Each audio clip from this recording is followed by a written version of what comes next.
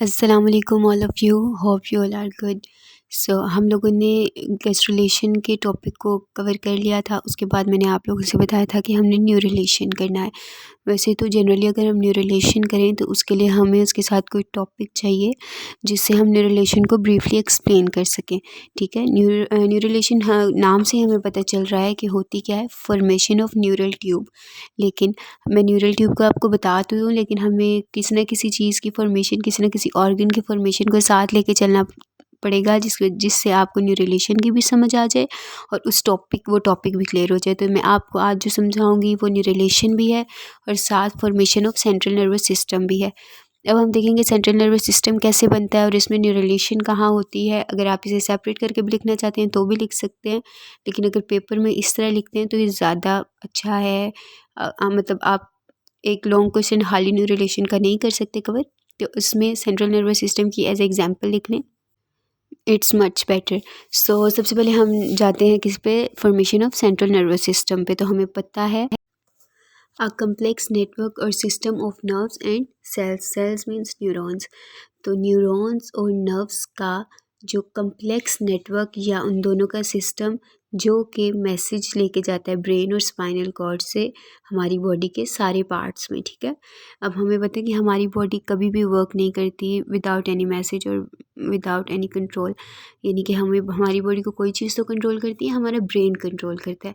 अब हमें कोई चीज़ गर्म या ठंडी लगती है तो हम उसी जगह पे हाथ तो रख के नहीं ना बैठ जाते, हम उसको फ़ौरन क्विक रिस्पॉन्स से हम उस हाथ को हटा लेते हैं। हाउ मीन्स हमें कैसे पता चलता है? तो ये सारा काम हमारा ब्रेन करती है। तो ये ब्रेन से मैसेज आता कैसे है कि हमने हाथ हटाना है, तो ये जो मैसेज कैरी करके ब्रेन से स्पाइनल कॉर्ड से हमारी तरफ लेकर आते हैं, ये किसका काम है? नर्व्स और न्यूरॉन्स का एक नेटवर्क होता है। न्यूरॉन्स जो होते हैं वो हमारे माइंड से, ब्रेन से और स्पाइनल कॉर्ड से मैसेज लेकर आते हैं हमारे पार्ट्स ऑफ बॉडी के पास, और फिर हमारे पार्ट्स ऑफ बॉडी जो है वो आगे फंक्शन परफॉर्म करते हैं। फाइन, होप आप लोगों को नर्वस सिस्टम की समझ आ गई होगी। अब नर्वस सिस्टम भी दो तरह का होता है, central nervous system and peripheral nervous system. अब सेंट्रल नर्वस सिस्टम आगे फर्दर क्या क्या चीज़ बनाता है? ब्रेन और स्पाइनल कॉर्ड। और पेरिफेरल नर्वस सिस्टम आगे क्या बनाता है? Autonomic nervous system and somatic nervous system. तो आज जो हम डिस्कस करेंगे वो सेंट्रल नर्वस सिस्टम है, जो आगे जाके क्या बनाएगा? ब्रेन और स्पाइनल कॉर्ड। ठीक है, नर्वस सिस्टम का तो हमें पता चल के अब हम देखते हैं कि सेंट्रल नर्वस सिस्टम की फॉर्मेशन कैसे होगी। तो स्टार्टिंग प्रोसेसेस तो मतलब वही कॉमन है, fertilization, cleavage, modulation, blastulation, gastrulation. उसके बाद अब क्या आएगा? न्यूरुलेशन। देखिए, सबसे पहले क्या होती है? फर्टिलाइजेशन। हमें पता है जब एग और स्पर्म आपस में फर्टिलाइज करते हैं और ज़ाइगोट बनाते हैं, उसमें क्लीवेज हो गई, क्लीवेज के बाद मॉड्यूलेशन हो गई, यानी सेल्स बहुत ज़्यादा सेल्स में डिवाइड करके, लेकिन सिंगल लेयर्ड सेल में। उसके बाद ब्लास्टुलेशन हो गई, यानी कि वो ब्लास्टुला में कन्वर्ट हो गई, जिसमें ब्लास्टोसील कैविटी होती है, जो सेल्स हैं वो मतलब आउटर लेयर की साइड पे सारे चले जाते हैं। उसके बाद गैस्ट्रुलेशन हो गई, यानी कि वो जो सेल्स हैं वो आप 3 लेयर्स बना देते हैं, एक्टोडर्म, एंडोडर्म एंड मेसोडर्म। अब उसके बाद हम न्यूरोलेशन पढ़ें कि न्यूरोलेशन क्या होती है। ठीक है, ये आपको न समझ आ गई ना। देखें कौन कौन सी, firstly direct ectoderm, endoderm, mesoderm नहीं बनती। ब्लास्टुला से सबसे पहले एपीब्लास्ट और हाइपोब्लास्ट बनेंगे। जो एपीब्लास्ट है वो further ectoderm, endoderm and mesoderm बनाएगी, और जो एक्टोडर्म है वो आगे जाके सेंट्रल नर्वस सिस्टम बनाएगी। तो अब मैं ये सारे प्रोसेसेस दोबारा रिपीट नहीं कर रही। अगर किसी को कोई कन्फ्यूजन है तो मेरे प्रीवियस लेक्चर्स हैं उसको देख ले। हम डायरेक्ट स्टार्ट करेंगे गैस्ट्रुलेशन से। वैसे मैंने गैस्ट्रुलेशन बता दिया, लेकिन इसमें थोड़ा सा चेंज है, सो हम गैस्ट्रुलेशन से स्टार्ट करेंगे ताकि आपको कोई कन्फ्यूजन ना हो। ठीक है, हमें पता है गैस्ट्रुलेशन होती क्या है? Formation of 3 germ layers means formation of gastrula. तो होती किस तरह? रीअरेंजमेंट ऑफ सेल्स की रीअरेंजमेंट से। अब ये देखिए जो मैंने सेल बनाया हुआ है ये फ़िलहाल गैस्ट्रोला नहीं है, मोरूला है, क्योंकि मतलब सिंगल लेयर पे डिपेंड करता है। ये कन्वर्ट हो जाएगा 2 में, एपीब्लास्ट और हाइपोब्लास्ट। तो एपीब्लास्ट आगे जाके फर्दर क्या बनाती है? एक्टोडर्म, मेसोडर्म और एंडोडर्म। ठीक है, अब हम देखते हैं कि एपीब्लास्ट जो है वो कैसे बनाती है तीनों लेयर्स। इसको हम डायग्रामेटिकली देखेंगे। जब 3rd वीक में फर्टिलाइजेशन के थर्ड वीक में गैस्ट्रुलेशन होती है, ये हमें पता है, ठीक है। मेसोडर्म देखिए मिड में प्रेजेंट है, एंडोडर्म नीचे प्रेजेंट है और मेसोडर्म के बीच में नोटोकॉर्ड प्रेजेंट है। अब आप कंफ्यूज हो रहे होंगे कि नोटोकॉर्ड की फॉर्मेशन कैसे हो गई, तो ये जब मैं आपको चिक की डेवलपमेंट बताऊंगी तो उसमें आपको कंप्लीट बताऊंगी कि नोटोकॉर्ड कैसे फॉर्म होता है। नोटोकॉर्ड के ऊपर न्यूरल ग्रूव हुआ है अपीयर, वो कैसे अपीयर हुआ है वो भी मैं आपको बताती हूँ। और जो उसके ऊपर है एक्टोडर्म, वो आउटर लेयर होती है, ठीक है। अब कैसे न्यूरल ग्रूव अपीयर हुआ है, form during third week of fertilization, यानी कि जो एक्टोडर्म मेसोडर्म एंडोडर्म होती है वो थर्ड वीक ऑफ फर्टिलाइजेशन के फॉर्म होती है। Above the notochord ectoderm invaginate to form a groove like structure called neural groove, ठीक है। जो एक्टोडर्म है वो इन्वेजिनेट करना शुरू कर देगी और एक ग्रूव लाइक स्ट्रक्चर बनाएगी जिसको हम न्यूरल ग्रूव कहेंगे। Due to this groove ectoderm divide into two derms, जिसकी वजह से जो एक्टोडर्म है वो फर्दर डिवाइड हो जाएगी दो डर्म्स में, दो लेयर्स में। कौन कौन सी, surface ectoderm and neuro ectoderm. Surface ectoderm क्या होती है, अब सरफेस पे प्रेजेंट है तो उसे हम पेरिफेरल पार्ट भी कहेंगे, ठीक है।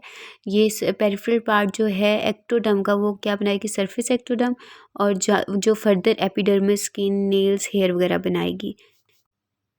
और फर्दर जो है न्यूरो एक्टोडर्म वो क्या बनाएगी, it leads to the formation of nervous system.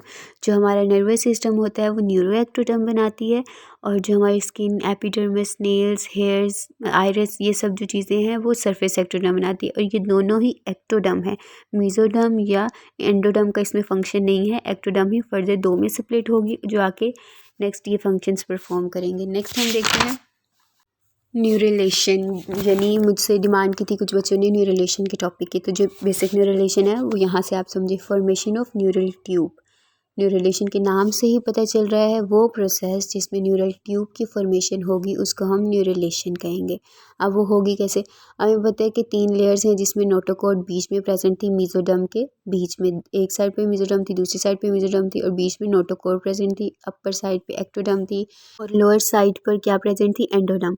तो वो जो नोटोकॉर्ड है उसकी इंडक्टिव इन्फ्लुएंस की वजह से एक्टोडर्म के ऊपर जो अपर लेयर है उस पर एक थिकनिंग सी होगी, जिस थिकनिंग की वजह से एक प्लेट सी फॉर्म हो जाएगी जिसको हम न्यूरल प्लेट कहेंगे, ठीक है।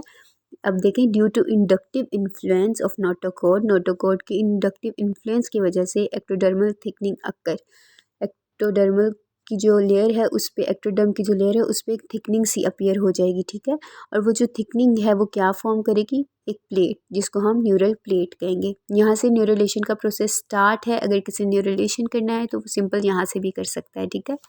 नेक्स्ट अब हम देखेंगे कि न्यूरल प्लेट जो है मतलब वो आगे कैसे जाकर न्यूरल ट्यूब बनाएगी। अब क्या होता है, जो न्यूरल प्लेट होती है इसके दो एंड्स होते हैं, ठीक है। ये क्या करेंगे, एलिमिनेट करना शुरू करेंगे और आपस में कंबाइन कर देंगे, यानी कि फ्यूज़ कर देंगे, ठीक है। फ्यूजन की वजह से एक फोल्ड सा अपीयर हो जाएगा, गोल सा, जैसे कि एक आप पाइप ले लेते हैं, उसके जो किसी भी हिस्से पे देख लें तो वो जो गोल सा फोल्ड होता है इस तरह का फोल्ड अपीयर हो जाएगा। जाहिर सी बात है जब दो एंड आपस में कंबाइन करेंगे तो एक गोल सा सर्कल सा एक फोल्ड सा अपीयर हो जाएगा जिसको हम क्या कहेंगे, न्यूरल फोल्ड, ठीक है। These ends of neural plate eliminate and combine to form neural folds, then they fuse together, means यहाँ पर फ्यूजन अकर होगी और ये क्या बना देंगे, न्यूरल फोल्ड। ये सब कहाँ पर हो रहा है, एपिडर्मिस के ऊपर हो रहा है, ठीक है। Fusion first occur at cervical region, fusion cause a tube. अब इनकी फ्यूजन की वजह से एक ट्यूब की फॉर्मेशन होगी। अब वो कौन सी ट्यूब है हम वो देखेंगे। जैसे जब उनकी फ्यूजन हो जाएगी तो ये एक, जैसे मैंने आपको बताया कि एक पाइप ले लें, उसके एक साइड है वो हमें अपर साइड ऊपर वाली डायग्राम पे नज़र आ रही थी, ठीक है। अब वो बैक साइड पे इसी तरह का एक ट्यूब सी बन रही है, एक पाइप सा बन रहा है जिसको हम क्या कहेंगे, जब वो पूरा मतलब कि आपस में कंबाइन कर जाएगा, एक सर्कल बना देगा तो वो एक पाइप की शक्ल का हो जाएगा, एक ट्यूब की शक्ल का हो जाएगा जिसको हम न्यूरल ट्यूब कहेंगे। ये है न्यूरलेशन, यानी कि यहाँ तक आप न्यूरलेशन तक कर सकते हैं, लेकिन ये बहुत छोटा सा टॉपिक है इसलिए आप इसको इसके साथ एक ना कॉमन सी मतलब एग्जांपल लेके चलें, ऐसे जैसे कि सेंट्रल नर्वस सिस्टम की है या आप कोई चिक की ले लें, कुछ भी ले लें, लेकिन आप लेके चलें ताकि आपके न्यूरलेशन का टॉपिक जो है वो ब्रीफली एक्सप्लेन हो सके। नेक्स्ट क्या है, this neural tube communicate with amniotic cavity. अब ये क्या करेगी, एमनियोटिक कैविटी के साथ कम्युनिकेट करेगी। यॉक हमें पता है जहाँ पर यॉक प्रेजेंट होती है वहाँ पर क्लीविज नहीं होती। ऑब्वियस है कि जिस एरिया में यॉक प्रेजेंट होगी वहाँ पर क्लीविज नहीं होगी, क्लीविज नहीं होगी तो ये सारा प्रोसेस नहीं होगा, ठीक है। तो जहाँ पर यॉक नहीं होती वहाँ पर या बहुत लेस यॉक होगी वहाँ पर क्लीविज होगी, फर्टिलाइजेशन होगी और सारा प्रोसेस उस एरिया में होगा जहाँ पर यॉक प्रेजेंट नहीं होगी, ठीक है। अब हम फर्दर डिस्कस करते हैं कि एंड्स आगे जाके क्या बनाएंगे। अब उस न्यूरल ट्यूब के दो एंड्स थे, एक एंटीरियर न्यूरोपोर और एक पोस्टीरियर न्यूरोपोर। अब ये जो न्यूरोपोर्स हैं ये क्लोज हो जाएंगे। कब पोर्स क्लोज हो जाएंगे? एंटीरियर न्यूरोपोर जो है वो क्लोज होगा 25th डे पे, ठीक है। और जब 18 to 20 सोमाइट्स प्रेजेंट हो जाएंगे, 18 to 20 सोमाइट्स की फॉर्मेशन हो जाएगी। और 25th डे के 3 दिन बाद यानी कि 28 डे पे क्या होगा? पोस्टीरियर न्यूरोपोर भी क्लोज हो जाएगा। अब ये क्लोज क्यों होना ज़रूरी है? अगर ये पोर्स क्लोज नहीं होंगे तो ऑब्वियस है अल्टीमेटली जब बर्थ होगी तो डेथ कोज हो जाएगी, यानी कि बेबी सर्वाइव नहीं कर सकता, ठीक है। अब हम देखेंगे formation of central nervous system. Now pores are close. जब पोर्स क्लोज हो जाते हैं, जो इंटीरियर पार्ट होता है न्यूरल ट्यूब का वो जाके क्या डायलेट हो जाता है और क्या बनाता है? Brain vesicle. फिर वो ब्रेन वेसिकल्स क्या बनाती हैं जाके आगे further? Brain. While other portion यानी कि पोस्टीरियर पार्ट जो है वो डायलेट नहीं होता और वो क्या होता है? नैरो होता है, नैरो हो जाता है। और जो नैरो होने के बाद वो फिर आगे जाके क्या बनाएगा? Spinal cord. डायग्रामेटिकली देखते हैं हम। जैसे ये देखिए न्यूरल ट्यूब थी जो मैंने मेंशन किया हुआ है, इसका जो इंटीरियर पोर्शन है वो क्या होगा? डायलेट हो जाएगा, फैल जाएगा और वो आगे जाके क्या बनाएगा? Brain vesicles. फिर वो brain vesicles after some time क्या बनाएंगी? Brain with some processes. और जो न्यूरल प्लेट का जो दूसरा पोर्शन होगा, पोस्टीरियर पोर्शन होगा, वो डायलेट नहीं होगा बल्कि नैरो हो जाएगा।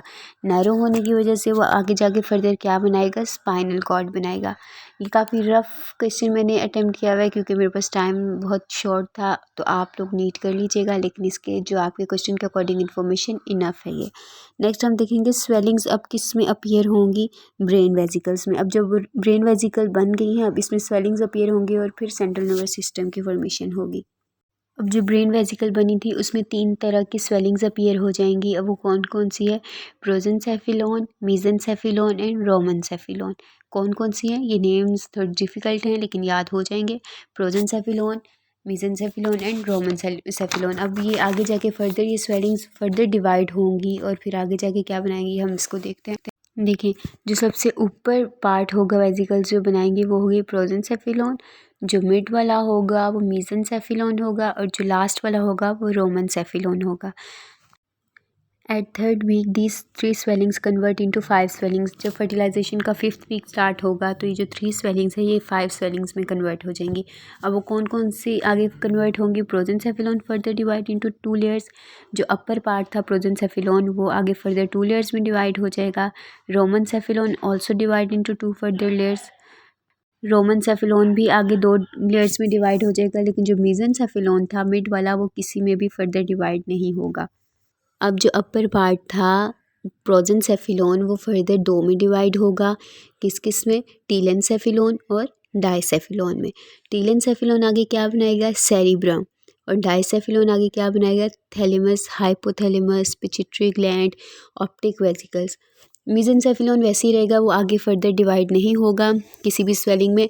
तो मेसेंसेफिलोन आगे जाके क्या बनाएगा? Mid brain. मेसन से ही आपको जरा मिड में प्रेजेंट है और आगे जाके बनाएगा भी क्या? ये मिड ब्रेन। नेक्स्ट हमारे पास जो थर्ड वाली स्वेलिंग थी उसको हमने रोमनसेफिलोन का नाम दिया था।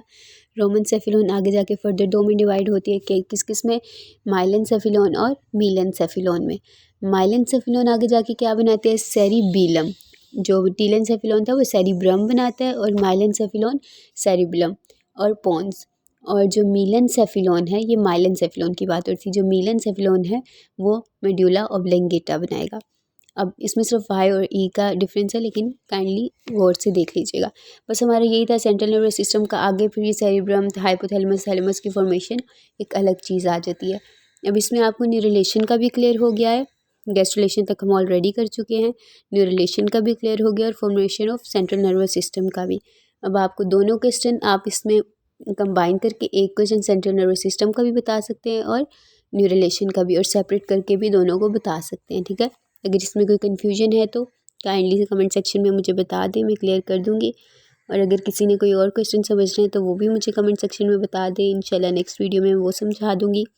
इसके बाद हम लोग जो नेक्स्ट लेक्चर है वो उसमें क्या डिस्कस करेंगे? डेवलपमेंट ऑफ चिक, जिसमें आपको नोटोकोड का भी क्लियर हो जाएगा। उसके बाद हम फर्दर कुछ ही डेवलपमेंट के टॉपिक्स रह गए हैं। अगर आप लोगों का कोई डिज़ायरेबल टॉपिक है तो मुझे बता दीजिए, फिर उसके बाद हम फिजियोलॉजी को या जेनेटिक्स, सेल एंड मोलेकुलर या कोई भी नेक्स्ट फर्दर सब्जेक्ट को हम डिस्कस करेंगे। और काइंडली चैनल को लाइक, सब्सक्राइब और शेयर करना मत भूलिएगा अपने कोलीग्स के साथ, फ्रेंड्स के साथ। और कोई अगर कोई इशू है तो वो भी डिस्कस कर लें। Thank you so much. अल्लाह हाफ़िज़।